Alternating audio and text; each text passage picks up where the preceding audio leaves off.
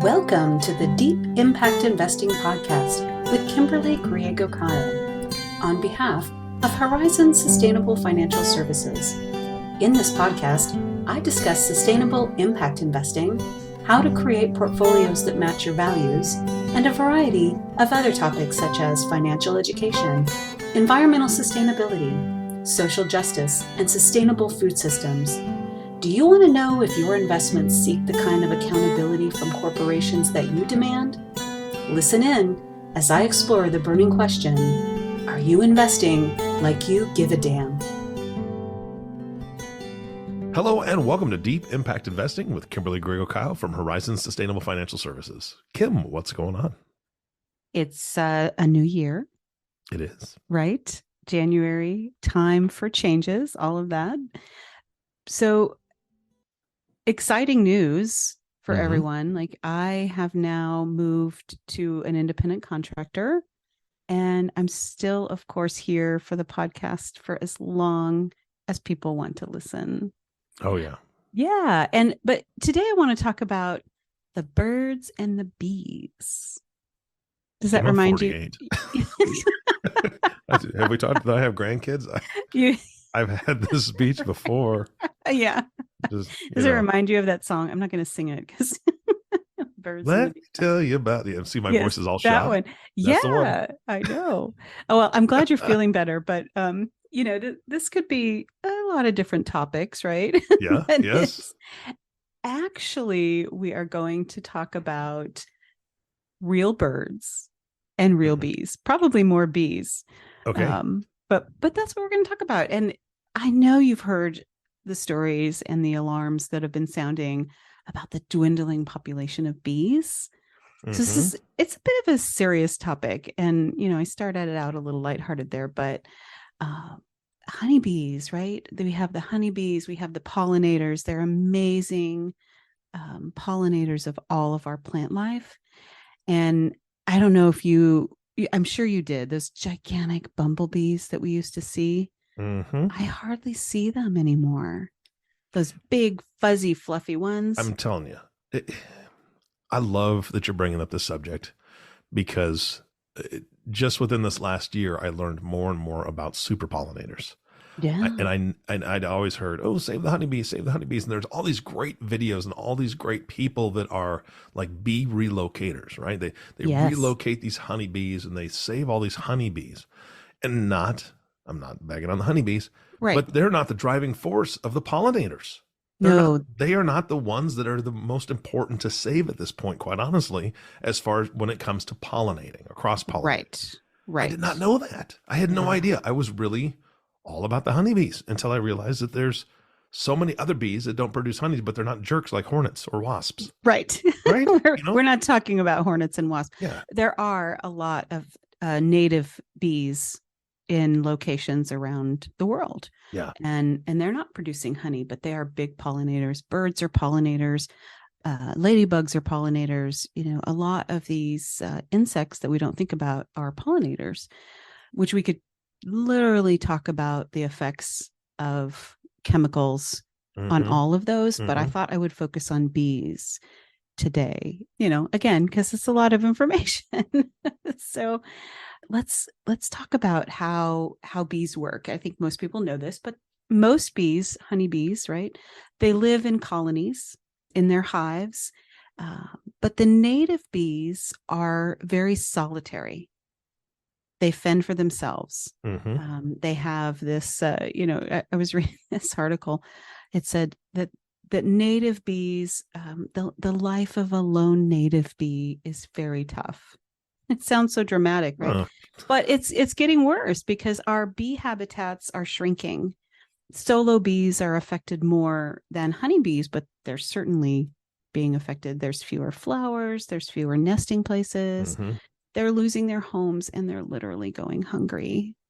So it sounds so awful because it is. I know you know this, or maybe I think you do. You said you've learned a lot about bees. They are the source. And other pollinators, right? But they're the source of all of humanity's nutrition. Yeah, pretty much. Yeah, they're the boss. They period. are, right. They're pollinating the fruits and nuts and vegetables that we eat. All of those plants that are so important to our life. Greenpeace on their website actually has a ton of information about bees, and I did not know this. So here's a great statistic for you. I know you're going to love this, although it's a little bit scary. 70 of the top 100 foods we eat as a human are pollinated by bees. Really? Yeah. It doesn't include grains because those are primarily pollinated by the wind. Yep. But bees, we really have to thank them for almost everything we eat. So that I didn't know it was that 70, high. it is high. And Yeah. that 70 of 100 is the equivalent to 90% of the world's nutrition. Jeez. Right? It's kind of scary. I want to tell you a little story about bees. And again, I'm not talking about wasps and yellow jackets because they're not the same thing. Those are scary. They're jerks. You're right. They're jerks. Yeah, they are. Yeah. But I'm a gardener. I've done organic gardening for a very long time. And on the property I lived on in outside of Santa Fe, I always had a big organic garden. And I noticed a couple of years ago that at the very beginning of the season, it was, when everything started to flower, it was difficult to there just weren't a lot of bees around. So there's a couple of things I had to start doing. One, planting early flowers to bloom to attract the bees around the garden area. And the other thing I had to do, even though I was attracting bees as much as I could, I was hand pollinating a number of my plants. Really? Isn't that crazy? Because there just weren't enough bees. So, for example, squash. I wasn't getting any squash production. The blossoms were just dying because there weren't enough bees to pollinate them. So I'd go out there every morning when the blossoms opened, Q-tip, and I would hand pollinate. Otherwise, I wouldn't have any certain vegetables. Isn't that crazy? Yeah. I've never done that. Yeah. Well, I'm a pretty serious gardener. So, and it was disappointing when they weren't, producing. And that's why. So again, I don't know who's actually counting bees, but there are statistics. So there are people who are looking at this. Bees are dying, and our scientists are telling us that they're dying from a lot of different factors, primarily pesticides. Right?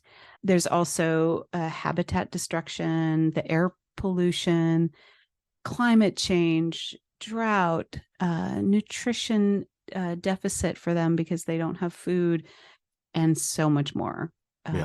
As many as 1 in 4 bee species are imperiled. So, we're really, it's getting to be quite a crisis. I noticed that there was an uptick in conversations around bees. So that's one of the reasons I thought I would talk about it today. Yeah. But this poison, and I am going to butcher this word because I can never say it right, but the neonicotinoids, I think that's how you say it. We'll just call it neonics for short because that's what the articles call it. But, it poisons the bees by destroying their central nervous system. And it causes neurological damage and paralysis and then death. Sounds like a horrible way to die. Yeah. And we would never allow that to happen to humans. Right? It's crazy. I want to talk a little bit more about statistics on some bees. And, I think people just assume, they probably live for a while, right? They don't. Worker bees, these female bees, during the summertime, they live about 6 weeks. That's it. Really? Right. And these colonies of bees are continuously producing new worker bees over the spring and the summer. And of course, their reproduction slows in the winter because they, do the little hibernating thing. But typically a beehive colony every year, typically and historically, will decline by about 5 to 10% over a winter time frame. Okay. And then they would replace those lost bees in the spring. In a bad year, a bee colony might lose 15 to 20% of the bees. But what we've seen in recent times is, these losses are commonly being, reaching 30 to 50%. And that's a good loss. Yeah. There's a beekeeper who's David Hackenberg. He's been beekeeping for 42 years. And in 2006, he reported a 90% die off among his 3,000 hives. Jeez. Can you believe that? 90%. The U.S. National Agricultural Statistics show honeybees declined from about 6 million hives in 1947 to about 2.4 million hives in 2008. So it's a 60% reduction in honeybee hives. It's terrible. And again, it's getting to a critical point here. The number of these working bee colonies really do provide the critical metric of our crop health in this country and in the world. But in the US, United States, among crops that require bee pollination, the number of bee colonies per hectare or acre, as we would normally call it, has declined by 90% since 1962. And they cannot keep pace with the winter die-off rates and all of the habitat loss on their own, right? It's something that we have to get involved with. The chemical industry, let's just talk about that a little bit. In the last 4 years alone, this chemical industry, and there's a number of companies which we're not going to name, although maybe we should and shame them, but we won't. They've spent more than $11 million on a PR campaign trying to say that this bee die-off situation is not their fault. Okay. Right? But there's a University of California apiculturist. I love that name. It's apiculturist. His name is Moosen, Eric Moosen. And there's a number of other biologists as well who have found that the more than 150 different chemical residues have shown up in bee pollen. So not only are we killing the bees, but we're passing that chemical on to our bodies when they're creating honey. Jeez. Yeah. It's a little intimidating when you think about it, but there are global solutions being suggested by many, and a lot of this will come down to probably some political will. But according to Greenpeace, there are 3 things that we can really do and focus on. One is ban the 7 most dangerous pesticides. As we saw with lawsuits in recent years, these pesticides are harming humans too. So it's not just for the bees, it's for us as humanity. And then we need to preserve their natural habitats, because that helps pollinator health by making sure there are habitats. And there's a couple ways we can do that. Not just planting flowers in gardens, but creating those little bug and bee houses, or you can just buy them and put them out in your yard. And then, of course, we have to restore the agricultural system. Our ecological agricultural system is a mess. We've talked about that before too. I have some other thoughts on things that we can do, but I want to take a quick look at the ecological agricultural system. But let me interject here, because I don't know. I don't want to be a pain in the butt here, but no, it sounds to me like there's a lot of finger pointing, right? So here's what I'm thinking. Do you remember the guy that invented the microwave, or basically discovered the microwave, if you will? Do you remember how that happened? I do not. Okay, so from folklore and factual, if you look at it, the guy that kind of discovered microwave was he was walking around the place where he was working, what laboratory, whatever you want to call it, and he had a chocolate bar in his pocket. And when he would walk past a certain machine that he was working on, he realized that this chocolate bar melted, and that led him to the discovery of microwaves. And I had that's no idea. The creation of a microwave was created originally, way back when 50s or 60s, whenever it was. So that's great, right? There's a development. Now we have a microwave that cooks food a lot faster, so on and so forth, yada, yada, yada. Let's fast forward a bit, right? We make things, we have no idea how they affect other things. You think about that chocolate bar. Ooh, that's kind of neat, nifty. He had a s'more in his pocket, basically. Right. Well, that could have also cooked his thigh, right? I mean, if it was strong enough, it could have done more.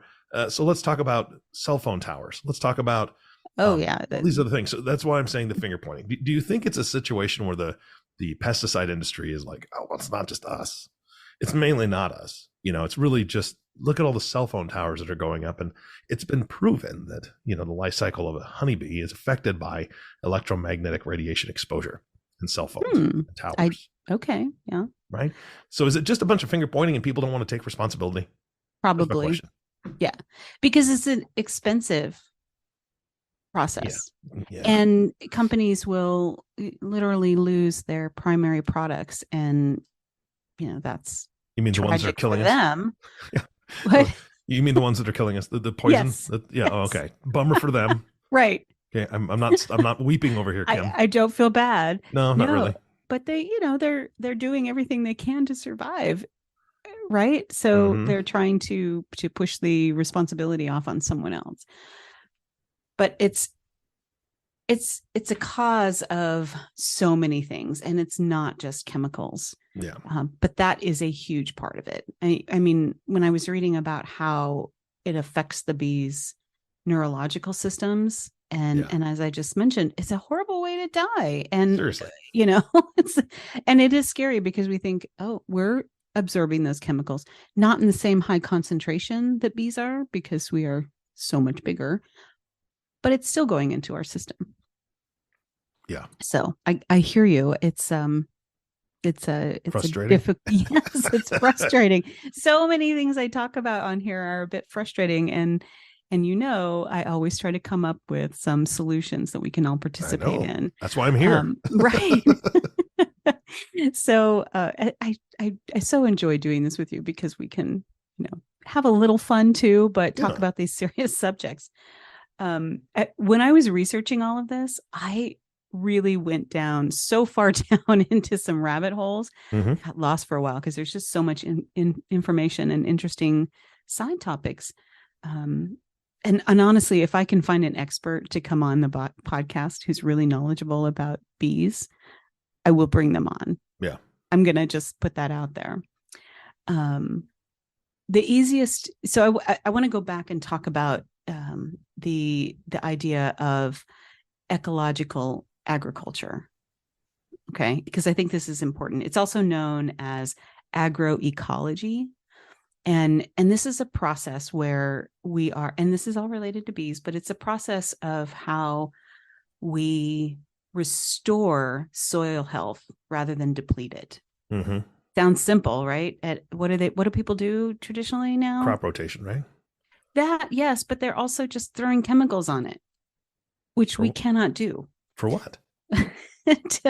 to kill off the weeds and other insects and things like that, so they can quote unquote get better crop production. What we're getting is the complete opposite.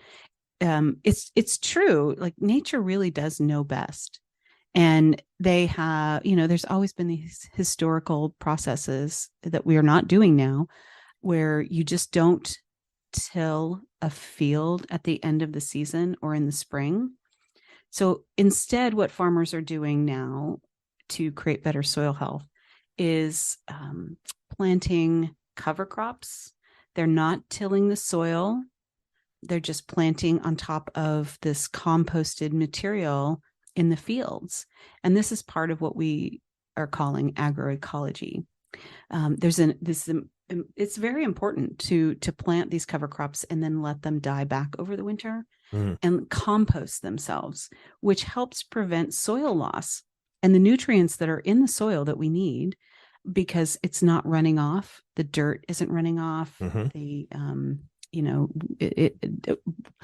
way we water is important. The way we water our fields, and using irrigation rather than those large sprinkler systems, which causes a lot of runoff. Irrigation is much better because then it's just sitting in the field and soaking in. I found a really great definition or description of what ecological farming is, or agroecology. And it's funny, of all places, I found it on a CBD hemp website, which makes sense because people are using those products. Yep. And putting them into our bodies. But this site said, ecological farming really focuses on using the natural resources as well as avoiding irradiating the soil with chemicals, right? Mm-hmm. So the resources are used to continue to run these types of farms. They're all sustainable resources. So they're using solar panels or wind turbines instead of fossil fuels. They are using nature to repel potentially dangerous pests and weeds instead of using chemicals.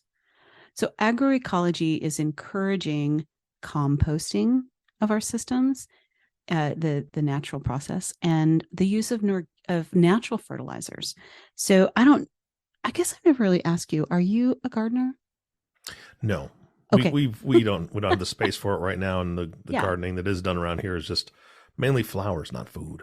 Okay. So there are many books out there that you can read on companion planting, what you should plant with your tomatoes to keep hornworms away, things to help with keeping your greens healthy, by companion planting, because they'll repel the insects that come and eat those particular plants. So it's kind of an interesting process, and I've been doing it for a long time.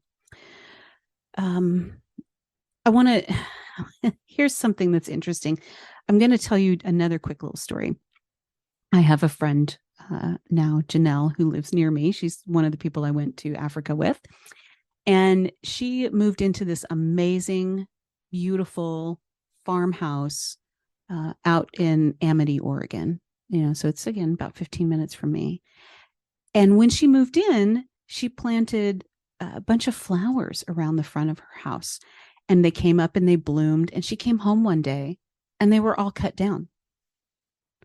What? And she was like, what the heck happened? And what actually happened was the neighboring farmer who was growing ryegrass. It's a big deal here, growing actual grass in Oregon. And he came and he saw them. I guess he was driving by and he saw them, and he stopped and cut them all down. And he told her later, when they had a conversation, that somebody's gonna have a conversation, Kim. Right. Cut down my flowers. Right. Like, who did this and what? But he actually came over and apologized for doing that. He said, but you have to understand that every time those flowers pollinate, the bees pollinate those and then spread it to their ryegrass, it can destroy the entire crop. Isn't that crazy? So any of the seeds that might blow over there, the crop becomes worthless if that happens. Really? Yeah. And so she said she can't have flowers, and she can respect that. But on the other side of that, they're using so many chemicals that the pond on their property no longer supports animal life. That she used to have a lot of frogs and those types of things in the pond, and they're gone. Okay. You can't have it both ways. You can't cut down people's flowers and kill their pond at the same time. I know. It's terrible. But this is what we're doing, so not only my chest feels tight. I'm not happy, Kim. I know. I don't understand why this is going on there. Let's I want to talk about what happens with these chemical pesticides. And just, I don't know. I don't want to make your chest any tighter. But, I'm here to learn. So, I mean, I might as well get it from you. Somebody right. Let me just give it out. Let me just lay it all out on the table. There's a lot of data now on bee poisonings around the world. And I can't believe this. There's about 385 million cases of acute poisoning for bees on an annual basis. Annually, we're killing 385 million bees. I shouldn't laugh because It's not funny, but I do like to have a good time with you. And, the number of these cases has increased so dramatically from 1990. So now, as I just said, 385 million cases annually. In 1990, it was an estimated 25 million poisonings for bees and pollinators, I think. So that's a big jump in 30 years. I know you've heard about genetically engineered seeds. Yeah. So in a second, let's get to genetically engineered seeds in a second. Okay. Because do you happen to have the population statistics for the last 25 years out of curiosity? Let's see. So the study, human population. Oh, that's no. my concern, right? Yeah. Because that's what's sticking in my head as you're speaking, is that we're only producing more people, which means we're going to have to produce more crops, which means there's going to be more pesticides introduced into the atmosphere, into the air, into the water, into the ground. So that doesn't surprise me that the number of bees being killed has increased as it has. And it just doesn't sound like it's going to slow down. It sounds like it's going to speed up, because it's not, we're still growing in population humanity wise. Right. Which is also a problem. So the study does talk a lot about the increase of poisonings and what they're calling the global destruction of acute unintentional pesticide poisonings. So this study you can find on arc2020.eu. So it's a European website. And they have been tracking this for a while.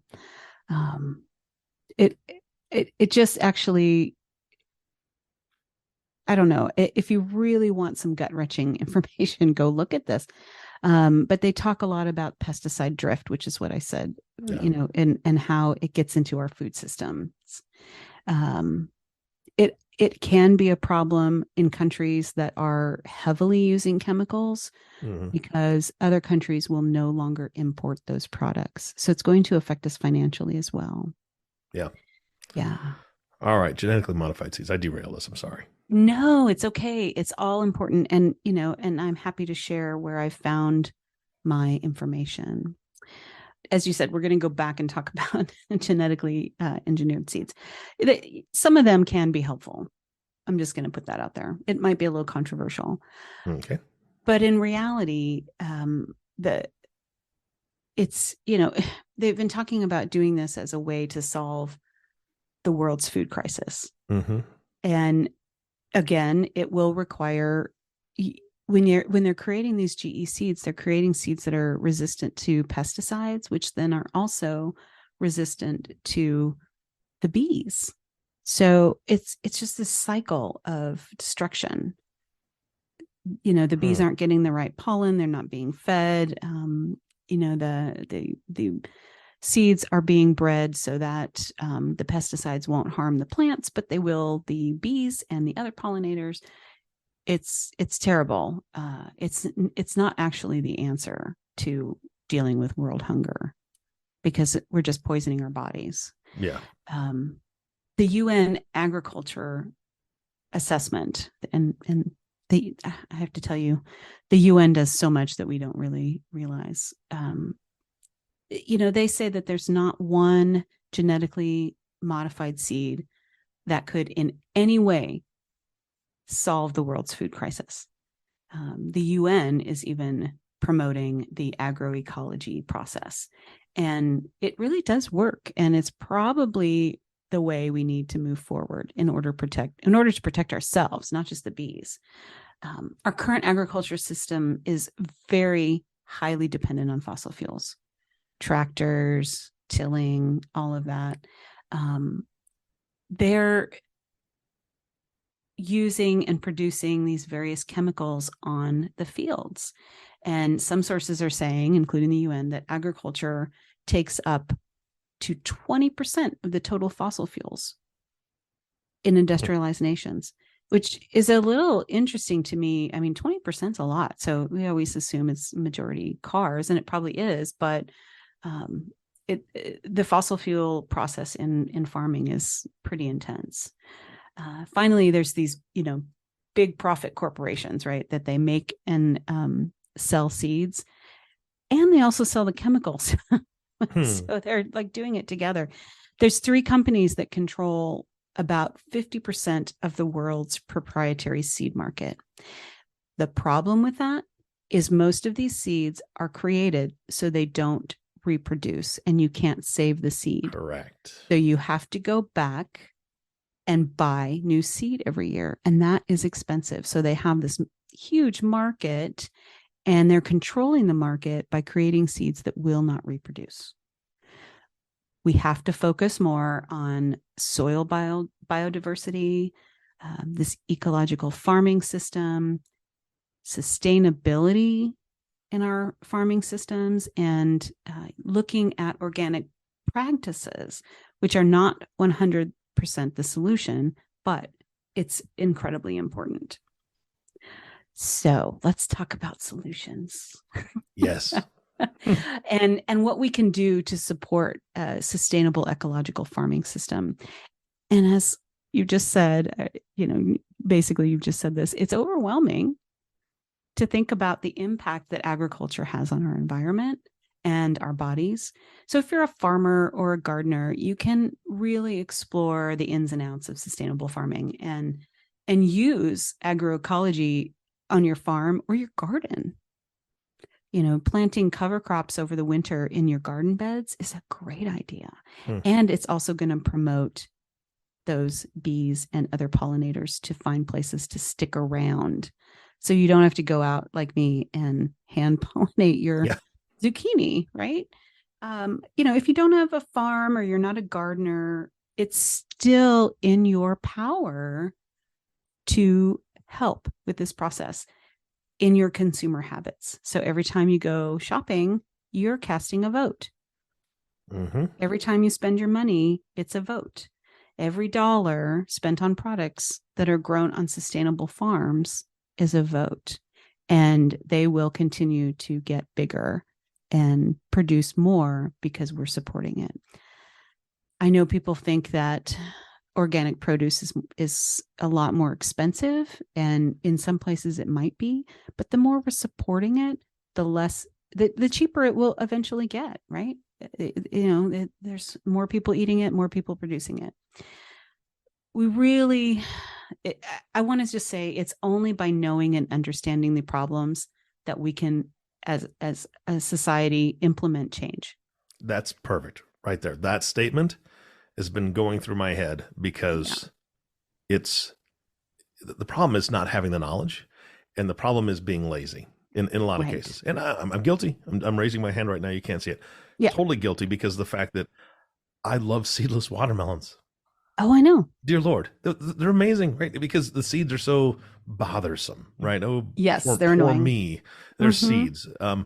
But the seedless watermelon is a hybrid, sterile hybrid of something someone created so that they didn't have seeds in them. Now, I cannot speak to the fact whether or not there's any pollen issues with when those watermelons grow. I have no idea.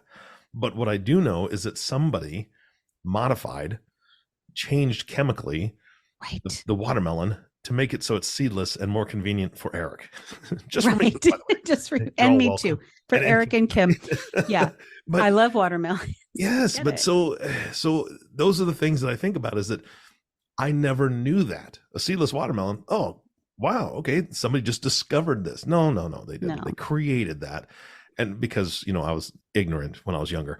And now I know. And so I do walk around a grocery store and I wonder, what of this is sustainably grown? What of this has been messed with? Who's genetically modified this? And in corn country, that's been a big issue for a long time. I've talked about that before.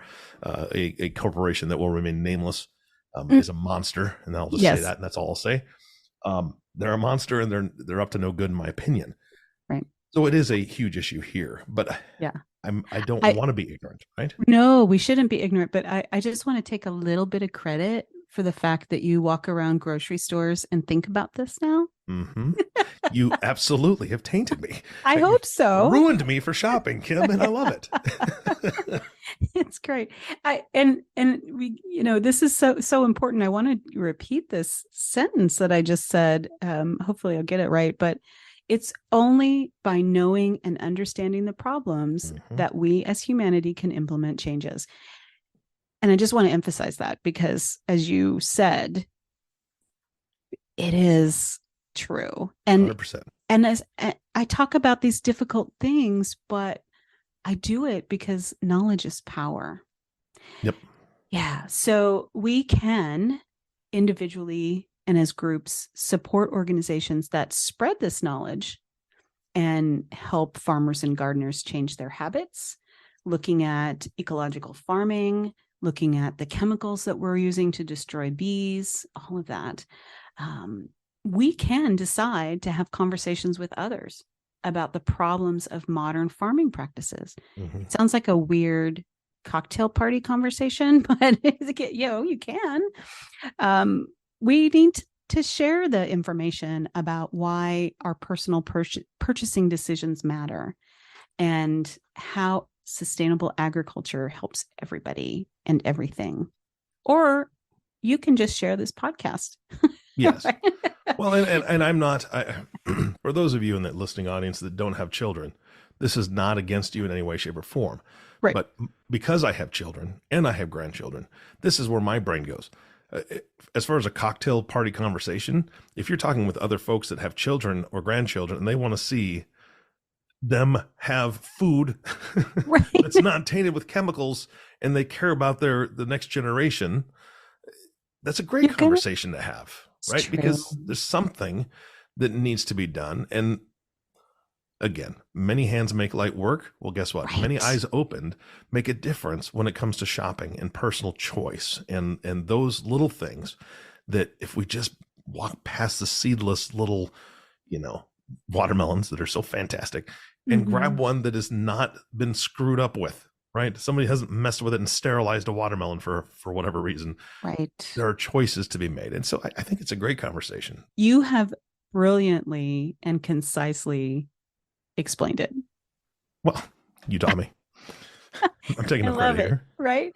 I mean, the benefits are really clear here when we talk about agroecology and reducing pesticides. It will help our future generations and as a current consumer to really access safe and good food for us. Absolutely. So I'm recording this in January. Native bees have nested for the winter. They're hibernating until spring, when things start to warm up a bit. And I just want to say out loud, what will we do to make the world a better place once these bees awaken in the spring? Okay, I've got it. You ready? Good. Yes. Here's the thing, and I'm putting it on you because this is your podcast. Yeah. This is not me. I need you to tell me. So anybody who wants to email in and ask this question, email Kim. She will find this out for you. What are the best things we can plant to welcome them back? That's what I want to know, because you tell me and I'll do that in my front yard. Okay, I'll do it. I'll tell you. I have right? some suggestions off the top of my head. Oh, please. Yes. I mean, on a practical level, I will say, one of the top thing on my list was to plant flowers and fruits and vegetables that will attract pollinators. Early season flowering plants that encourage the bees to come and feed when they're literally so hungry from hibernating. Yep. Right. Plants that pollinate early. So off the top of my head, I think about sweet peas, the flower and the pea pods that we will eat. Those are very attractive to sweet early. Peas. Yeah. So those. Sugar snap peas, the sweet pea flowers. Yeah. And they are such an early season flowering vegetable or, plant that I think it's really important to do that. Depending on, of course, where you live and what the environment is like and how early you can plant, there are so many other, and you really have to focus on the flowering plants that are producing some sort of nectar or food for the bees. I'll have to come up with a list. Okay. Okay. Yeah, Well, because you caught here's me the off thing. guard. I don't have a No, list, no, right? this is perfect, because here's the thing is that for so long you've been doing this podcast and you have an audience that has been built that is around the country. So now I'm throwing down the gauntlet to the listening audience. What do you Please. plan? Yeah. Here's what, what do you plan? And if you don't know, go to your local garden center and ask them. And then please, please, please email in for your area. Say, hey, this is where I live. You don't have to be specific, but give the state. This is the state I live in, and this is what they said would be great for the bees. Because then Kim that would can be come back. Great. Right? Then you can come back. You make your list and you say, hey, look, we had some listeners in, well, you're in Oregon. I'm in Nebraska. Right. I'll take care of Nebraska. Okay. You take care of Oregon, and we'll come back together and see how many of our listeners can say, hey, I'm in Florida. This is what they said. Or I'm in Maine. This is what they said. Please. Yeah. Help us out here. Let's figure it out and let's do this together. That's the one small step we can all take. What a great idea, Eric. So yes, please do email me. And we'll give you that information at the end of the podcast on how to contact me so we can create this list. I think it's a great idea. The other thing we can do is put out those little bee and bug houses in your yards and gardens. They can be very unobtrusive, so you don't really see them, or you can put them in places where you will see them, and they're cute. Yes, you can make some really cute ones. Little signs on there, welcome bees. Yeah. Welcome home. That's right. A little teeny tiny sign. The other thing is, honestly, get rid of your grass lawn. Oh, that's a big one. It is a big one. And not everybody will be willing to do this, but these are uniquely American things to have this big lawn, which one, it's difficult to care for. And every time a dandelion comes up, we're out there throwing chemicals on it that are then washing into the street and then washing into our water tables. Mm-hmm. Hello, so, you've got to quit. We've got to quit doing that. We should never use pesticides again.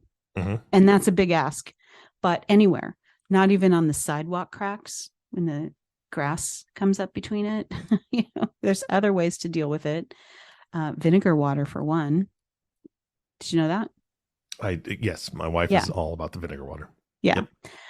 We also need to put out water sources for bees in the warmer months. Mm-hmm. We think about it for the birds, but smaller water sources for bees are very helpful because, bees are a little worried about some of the bigger birds. They're not going to go to the same watering hole. So we have to think about it. And finally, we need to educate others about the importance of bees and pollinators and how this may sound brutal in my head, but how we will all literally die off because there will be no food for humans or bees, which sounds so dramatic, but that's what can happen. It's the worst case scenario, right? Yeah. We didn't really get to birds much. I mentioned them. I have to do another podcast on birds. And I probably could have so much more to say on why bees are so important. Oh, let me just say this. Did you know that honey from different areas tastes differently? I did know that. Yeah. Yeah. I got a bottle of honey in a gift basket of North Dakota items. I mean, you would be surprised at some of the things that they're actually producing in North Dakota, including a very good vodka. But I got this, I got a bottle of vodka from North Dakota. Anyway, honey. The honey I got in that gift basket from North Dakota was so delicious to me that I called them up and said, I can't find this anywhere. I Googled it. I was trying to find it. I wanted more. Mm-hmm. And I said, where are you getting it so I can get more? And they sent me 3 more bottles. Well, there you go. I still don't know where it came from, but I got 3 more bottles from them. And I'm literally down to my less than a quarter of a bottle. Slow down there. Yeah. Oh man. It's anyway. I am going to save the bird conversation for another time. And Yeah. So what other questions do you have, Eric? This was a lot. I don't have any other questions. I think you covered a ton. I do want to give Yeah. one last fun fact for the nationwide audience. It's a worldwide Yes, audience. However, let's just concentrate it on the is. nationwide audience at this Yeah. point. In the United States, there are over 4,000 species of native bees, not honeybees, of native bees. Yeah. Those are the pollinators. So find out who's close to you and what you can plant for them, and then tell us, please. Yes. I love it. I love that idea. Nature is just so amazing and so beautiful. And we are all stewards Yeah. of the nature around us and the world. So we have to save the bees. 100%. Yeah. 100%. What's your email? Okay. Let me just say, if they want to contact us, they can contact me personally at a new email address, which is Kim@Griego-Kiel.com. That's GRIEGO-KIEL.com. So that will come personally and directly to me if you Perfect. have questions. Yeah. Also, I want to just mention the next episode, which will be, I do believe, episode 84. We are going to feature none other than the amazing Johan Clausen. All right. I haven't heard from him in a long time. I know. He's going to be on, and we're going to discuss the past year. We're going to discuss the markets in 2022 and what affected the markets. We'll talk about inflation, maybe what a recession really is, and also what he thinks might affect the markets in 2023. So I'm going to ask him a question that I want you all to hear the answer to, but it's a secret. So you're going to have to listen to the podcast in order to know what that question is. It's a good one. And if you want to know who Johan is, there are past episodes that Kim and Johan did together. He's brilliant. Okay. Oh my gosh. You got to understand, this guy is fantastic. And Kim is fun. Johan's fun too. Don't get me wrong, but this guy, he's different. Like data driven, and he nerds out on this stuff so much that it's fantastic to listen to. He also makes it feel easily accessible, which I think 100%. Is really important. He dumbs it down for me specifically. Which helps everyone. Which helps everybody. Yeah. And if you have questions on stocks that you might have in your portfolio that are producing these chemicals, whether it's portfolio with someone else or with us, if you want to talk about those, please give Johan a call at the office. And that number is 505-982-9661. So you can contact him there, and he will discuss in great depth with you if you want, different options about how to clean up a portfolio that you have, or let you know the portfolio you do have probably with us does not contain any of those companies, which again, we won't list them out. It just causes problems. So there you go. All right, Kim, thank you so much. This has been fantastic. This has been fun. It has. Yeah. Absolutely. Good topic. Yeah, for sure. And our last thank you, of course, goes to you, listening audience. Thank you so much for tuning in and listening to the Deep Impact Investing Podcast with Kimberly Griego-Kiel. If you have not subscribed to the podcast yet, please click the subscribe now button below. This way, when Kim comes out with a new podcast, it'll show up directly on your listening device. And we humbly ask that you share this podcast, rate it, and leave a review, as this actually does help others find the show. Again, thank you so much for listening today. For everyone at Horizon Sustainable Financial Services, this is Eric Johnson reminding you to live your best day every day. And we'll see you next time. Thank you for listening to Deep Impact Investing with Kimberly Griego-Kiel, the sustainable, responsible impact investing podcast, reminding you that it's time to invest like you give a damn. If you have questions about this podcast or topics you'd like to hear addressed on an upcoming podcast, please email me at kim@griego-kiel.com. That's GRIEGO-KIEL.com. Or give Horizons a call at 505-982-9661 and be sure to ask for Johan Clausen. Don't forget to click the subscribe button to be notified when new episodes become available. and to share this podcast with colleagues, friends, and family. The companies I may speak about during the podcast are not recommendations for investment. Only you and your financial advisor can determine what the right investments are for you. Kimberly Griego-Kiel produces this podcast on behalf of Horizon Sustainable Financial Services. Horizon Sustainable Financial Services, Inc. is a registered investment advisor registered with the SEC. Horizon Sustainable Financial Services, Inc. and its financial professionals do not render tax or legal advice. The information covered and posted represents the views and opinions of the host and/or guests and does not necessarily represent the views and opinions of Horizon Sustainable Financial Services, Inc. This content has been made available for informational and educational purposes only. This content is not intended to be a substitute for professional investing advice.